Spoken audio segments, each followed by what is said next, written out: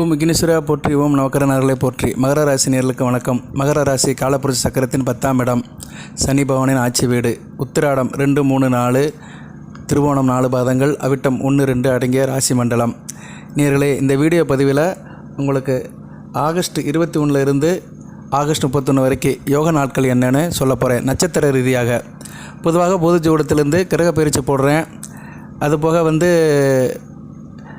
உங்களுக்கு பரிகாரம் வழிபாடு இது மாதிரி சில தகவலை சொல்கிறோம்.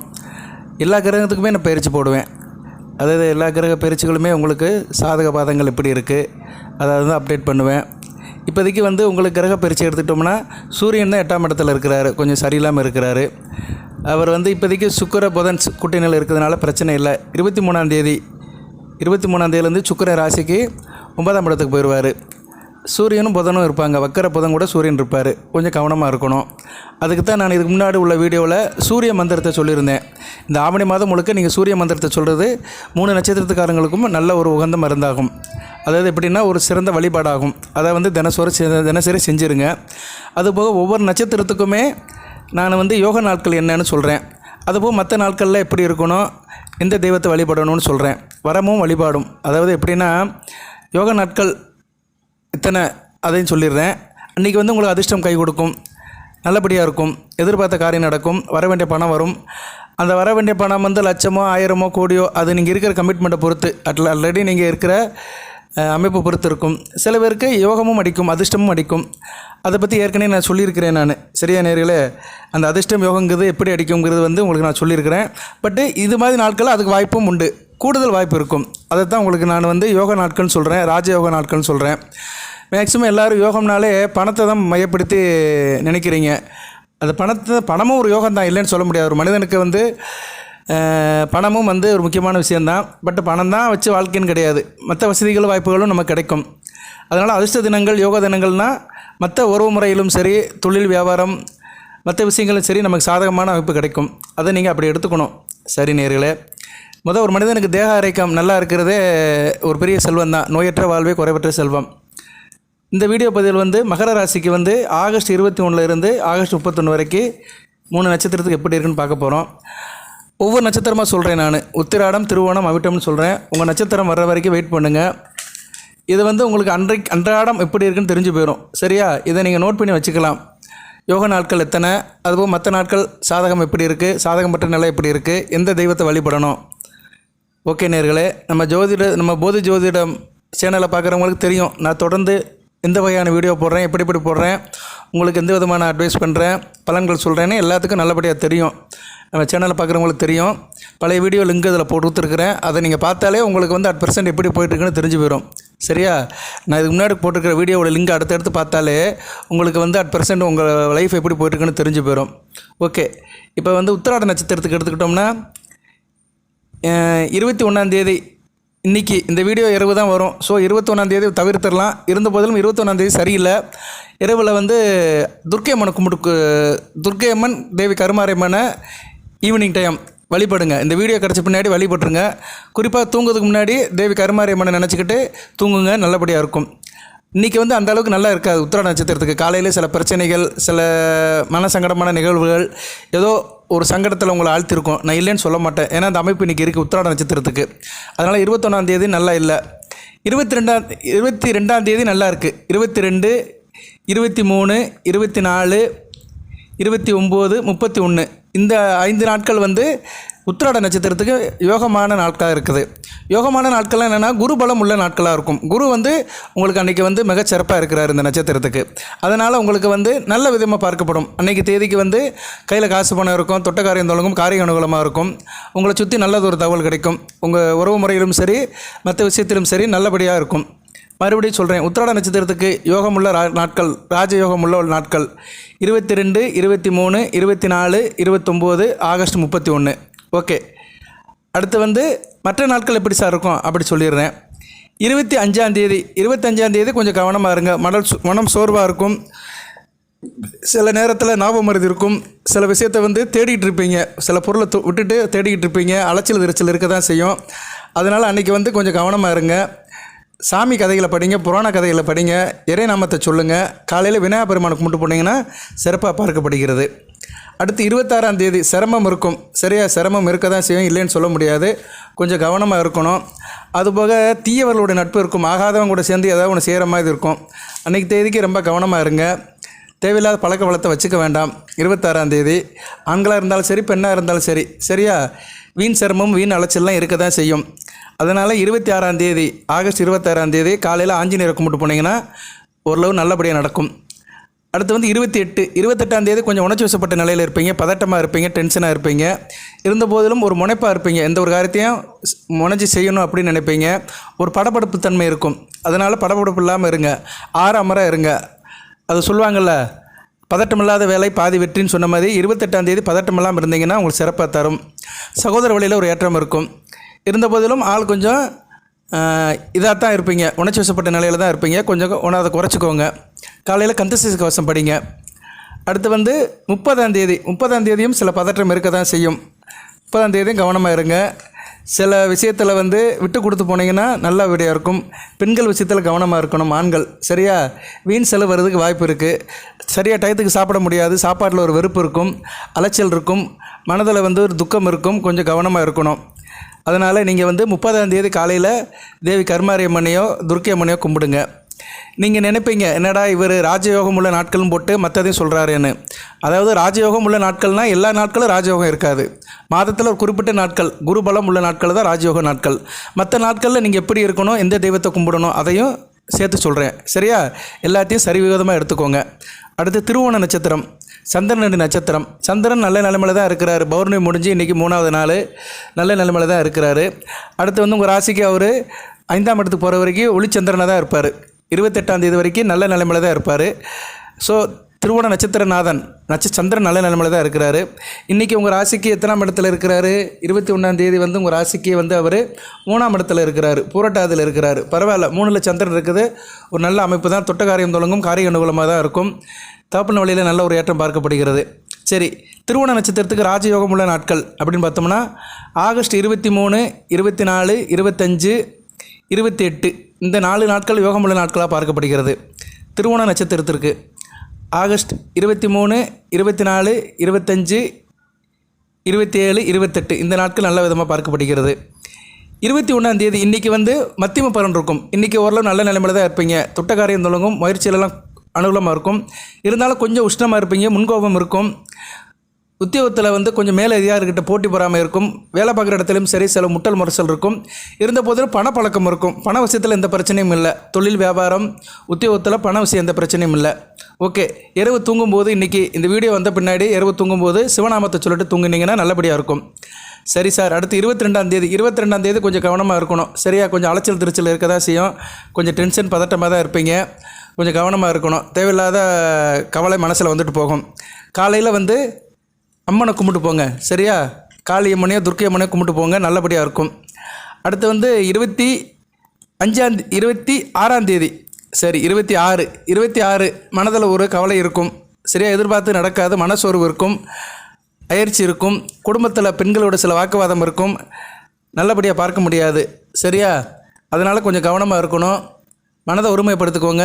பெரியவங்ககிட்ட சில ஆலோசனை கேட்டுக்கோங்க. 26ஆம் தேதி திருவோண நட்சத்திரத்தில் பிறந்தவங்க காலையில் விநாயகர் பெருமானை கும்பிட்டு போங்க.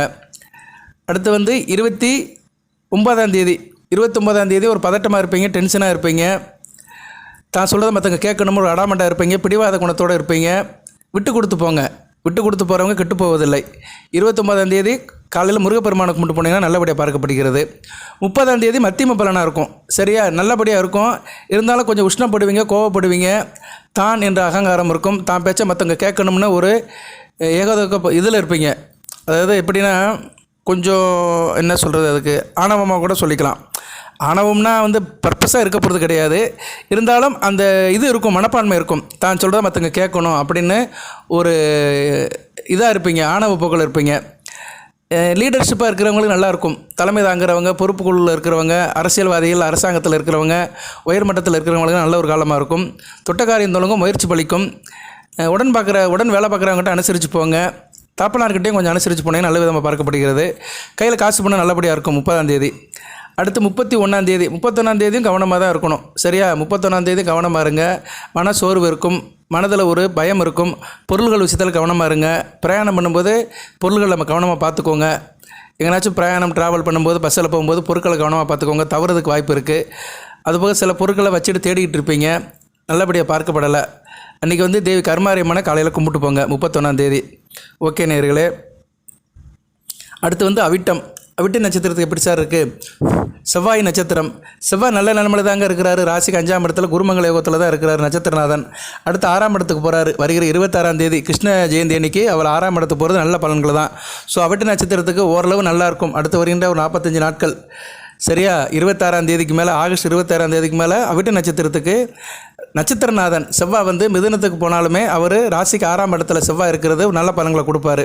ஓகே, இப்போ எப்படி சார் இருக்குது அப்படின்னு பார்த்தோம்னா, இன்றைக்கி 21ஆம் தேதி. 21ஆம் தேதி கொஞ்சம் டென்ஷனாக தான் இருப்பீங்க, பதட்டமாக தான் இருப்பீங்க. காலையிலே எதனாச்சும் ஒரு பிரச்சனை வந்திருக்கும், கொஞ்சம் மனசோர்வு இருந்திருக்கும். இருந்தாலும் காரியத்தில் கண்ணாக இருக்கணும்னு காரியத்தில் கரெக்டாக இருப்பீங்க. வேலையில் வெளுத்து போட்டு செய்வீங்க.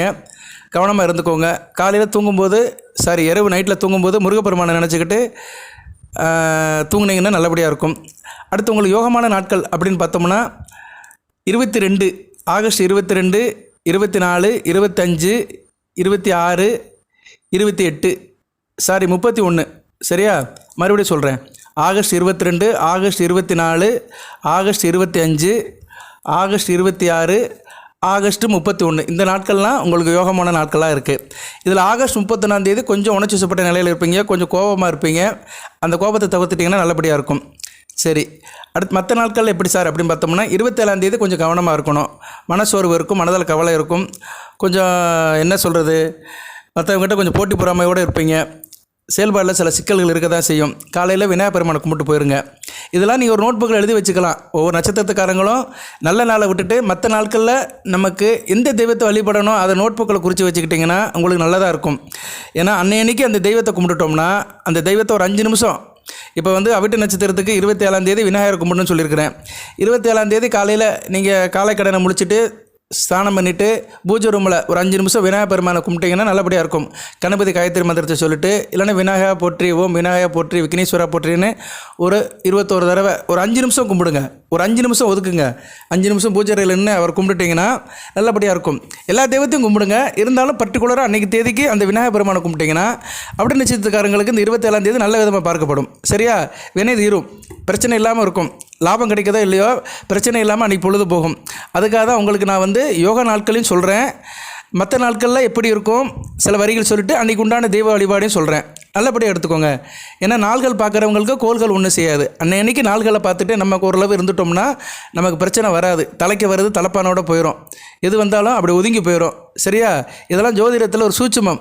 இதுக்காக தான் நான் வந்து மற்ற பலன்கள், கிரக பயிற்சி பலன்கள், பொது பலன்கள் சொன்னாலுமே எல்லா ராசிக்குமே வந்து க்ளோஸாக ஒரு 10 நாளைக்கு ஒரு தடவை அந்தந்த நாட்கள், ஒவ்வொரு நாட்கள் எப்படி இருக்கும், அதில் யோக நாட்கள் எப்படி இருக்கும், குருபலம் உள்ள நாட்கள் எப்படி இருக்கும்னு தெளிவாக சொல்கிறேன். ஓகே, 28ஆம் தேதி கொஞ்சம் கவனமாக இருங்க. வீண் அலைச்சல் இருக்கும், சிரமம் இருக்கும், மற்றவங்ககிட்ட சண்டை போடுற மாதிரி இருக்கும். அதுபோக வந்து திருட்டு பயம் இருக்கும், தீவர்களுடைய சேர்க்கை இருக்கும், கெட்ட பழக்க வழக்கம் இல்லைன்னா கெட்டவருடைய சகவாசம் இருக்கிறதுனால 28ஆம் தேதி கவனமாக இருங்க. காலையில் 18ஆம் படி கருப்பசாமியோ ஐயனாரை கும்பிட்டு போனீங்கன்னா நல்லபடியாக பார்க்கப்படுகிறது.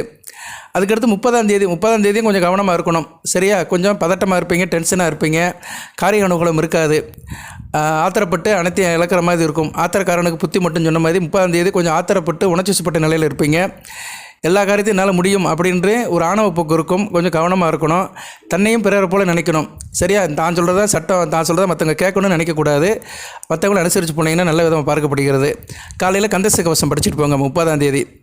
31ஆம் தேதி ஏற்கனவே சொல்லிட்டேன். சரியா? 31ஆம் தேதி நல்ல விதமாக தான் இருக்குது. காலையில் சூரிய நமஸ்காரம் பண்ணிட்டு போங்க.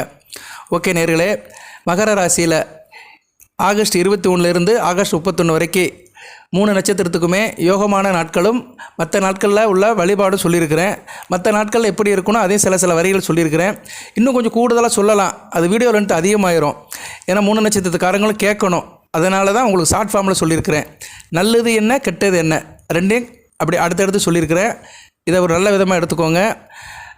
விருப்பப்படுறவர்கள் வந்து இதை நீங்கள் நோட் பண்ணி வச்சுக்கலாம். இந்த யோகா நாட்களில் நோட் பண்ணி வச்சுக்கலாம். மற்ற நாட்களில் எந்த தெய்வத்தை கும்பிடணும் அதையும் நோட் பண்ணி வச்சுக்கிட்டிங்கன்னா உங்களுக்கு நல்லது நடக்கும். என்னுடைய லட்சியம், என்னுடைய நோக்கம் என்னென்னா உங்களுக்கு நல்லது நடக்கணும். நல்லது எல்லா நேரமும் நடக்கணும்னு எதிர்பார்க்க முடியாது. சில நேரங்களில் சில பிரச்சனைகள் வரத்தான் செய்யும். ஏன்னா பிரச்சனைகளை ஃபேஸ் பண்ணுறது தான் மனித வாழ்க்கை. பிரச்சனை இல்லாத மனுஷன் யாரும் கிடையாது. அந்த பிரச்சனைகளை எப்படி நம்ம ஃபேஸ் பண்ணலாம், அதுக்கு எந்த தெய்வத்தை கும்பிடலாம்? நம்ம தெய்வத்தை நம்புவோம், அதுக்கு மேலே நடக்கிறதெல்லாம் இறைவனோட செயல். சரியா? நம்ம வருமுன் காப்போம் அந்த ஒரு மனநிலையில் தான் இருக்கணும். சரி நேயர்களே, யோகம்னாலும் ராஜயோகம்னு சொல்லி தான் நான் போடுவேன். அது நல்ல விதமாக தான் நடக்கும். உங்களுக்கு ஜனன ஜாதக தசாபுத்தி நல்லபடியில் இருந்துச்சுன்னா உங்களுக்கு நல்ல யோகம் கிடைக்கும். அதுபோக நம்ம வாட்ஸ்அப்பில் நம்ம இது மாதிரி வீடியோ போட்டு யோக நாட்களும் போட்டு அதனால் பயனடைந்தவர்களுடைய கமெண்ட்ஸையும் நான் இதில் என்க்ளோஸ் பண்ணுறேன். ஏன்னா நிறைய நேரில் நல்லபடியாக நடக்குது சார், நீங்கள் சொல்கிற நாட்களில் எங்களுக்கு நல்லபடியாக நடக்குது, நல்ல காரியம் நடக்குது, நல்ல விஷயங்கள் நடக்குது. ஒரு சிலர் இந்த லாட்டரி யோகத்தை கூட சொல்லியிருக்கிறாங்க. அதை ஏற்கனவே பழைய வீடியோவில் சொல்லியிருக்கிறேன். 2 நாளுக்கு முன்னாடி வத்தலக்குண்டிலேருந்து ஒரு நேயர், அவர் பேர் முத்துமணி, அவருக்கும் ஒரு லாட்டரி சீட்டு விழுந்திருக்குது. சரியா? அவருக்கு 19ஆம் தேதி விழுந்திருக்குது. 19ஆம் தேதி ஒரு யோகத்தில் அவருக்கு லாட்டரி சீட்டு விழுந்திருக்குது. கேரளா லாட்டரி சீட்டு வாங்கியிருக்கிறாரு. அதில் ஏதோ விழுந்திருக்குது. அது ஆன்லைனில் பண்ணாரா என்னன்னு தெரியல, நமக்கு அதை பற்றி தெரியாது. சரியா? நமக்கு அதுக்குள்ளெலாம் போகிறதில்ல. பட் அவருக்கு அந்த யோகம் அப்படி கை கூடி இருக்குது. ஒவ்வொருத்தருக்கும் ஒவ்வொரு வகையில் கை கொடுக்கும். அவருக்கு கை கொடுக்கும். நம்மளை ஃபோன் பண்ணி சொல்லி விஷ் பண்ணார். ரைட்டு. இப்படி நிறைய பேர் விஷ் பண்ணுறாங்க. சில பேர் கமெண்ட் பாக்ஸில் திட்டவும் செய்கிறாங்க. அதையும் நான் இல்லைன்னு சொல்ல மாட்டேன். எனக்கு அப்படி நடக்கலை சார், ரொம்ப கஷ்டப்படுறேன் வைக்கிறேங்கிறாங்க. அவங்களுக்கு அந்த அமைப்பு அப்படி இருக்கும். சரியா? கொச்சார அமைப்புகள் நல்லபடியாக நடக்கணும்னா ஜனன ஜாதகத்தில் நல்ல இண்டிகேஷன் இருக்கணும். நல்ல இண்டிகேஷன் இருந்துச்சுன்னா இது போய் கோயின்சைட் ஆகி நல்ல பலன்களை கொடுக்கும். இதுதான் ஜோதிட தத்துவம். எல்லாத்துக்கும் உள்ளது தான். யாராக இருந்தாலும் சரி, இது மாறாது. இது விதி. இப்படித்தான் போகும். நன்றி நேயர்களே. மகர ராசிக்கு தொடர்ந்து வீடியோ போடுறேன், பாருங்கள். சேனலை சப்ஸ்கிரைப் பண்ணுங்கள். பெல் பட்டன் ஆன் பண்ணுங்கள். நோட்டிஃபிகேஷனில் வர எல்லா வீடியோவும் பாருங்கள். எல்லாமல்ல இறைவன் மகர ராசி நேயர்களுக்கு, உத்திராடம், திருவோணம், அவிட்ட நட்சத்திர நேயர்களுக்கு சில சௌபாகியத்தையும் சில ஐஸ்வர்யத்தையும் சில நன்மையிலும் கொடுப்பார். அனைத்து வளங்கள் நலங்களை பற்றி தேக ஆரோக்கியத்துடன் தீர்க்காயுடன் நீடோடி வாழ்க, நிறைந்த வளம் பெறுக. நன்றி நேயர்களே.